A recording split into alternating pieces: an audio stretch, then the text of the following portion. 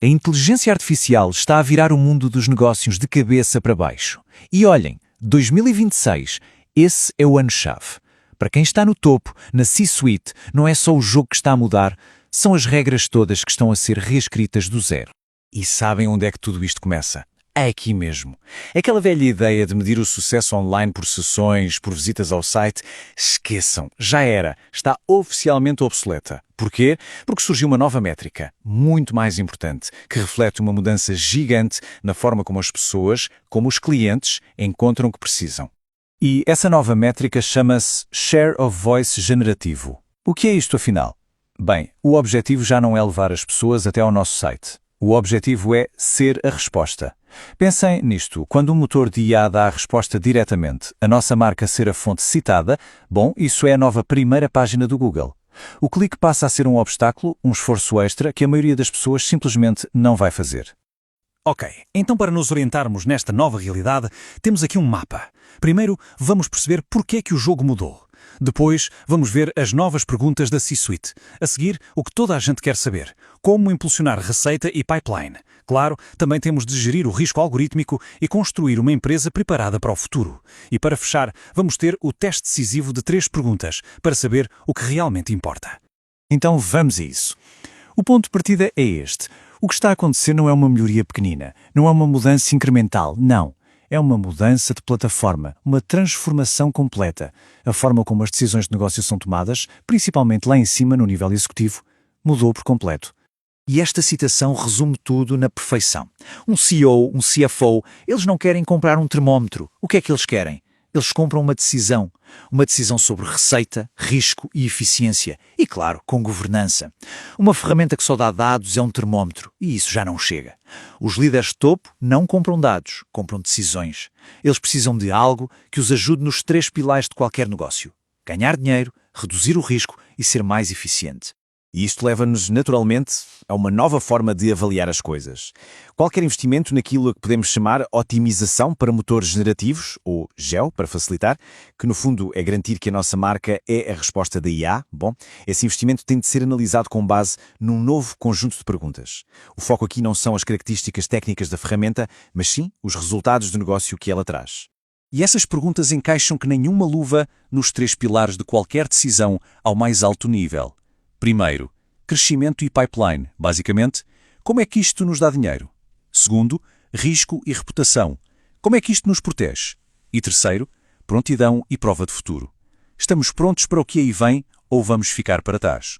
Certo, vamos mergulhar no primeiro pilar. E, sejamos honestos, talvez o mais importante de todos para qualquer empresa. Receita.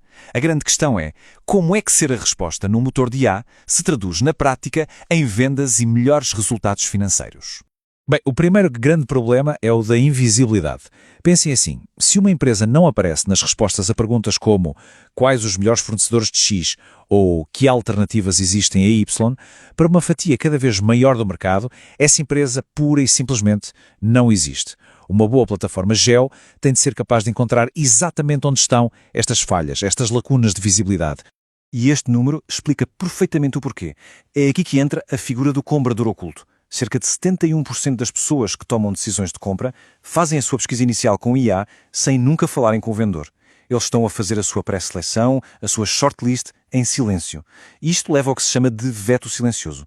As empresas são eliminadas da corrida sem nunca terem sabido que estavam a ser consideradas. A equipa de vendas nem sequer teve a chance de entrar em campo. Por isso, a ligação tem de ser claríssima. O valor não está apenas em ser citado pela IA.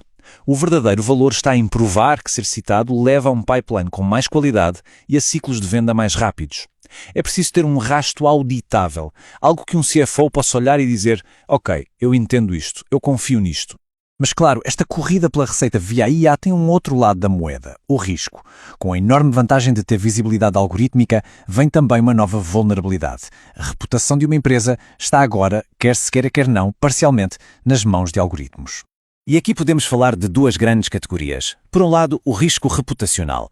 É quando a IA alucina, como se costuma dizer, e inventa coisas falsas sobre a empresa com a maior das confianças. Por outro lado, e ainda mais sério, temos o risco legal. Aquela desculpa do foi a IA, isso já não cola nos tribunais. Estamos a entrar numa nova era de responsabilidade legal.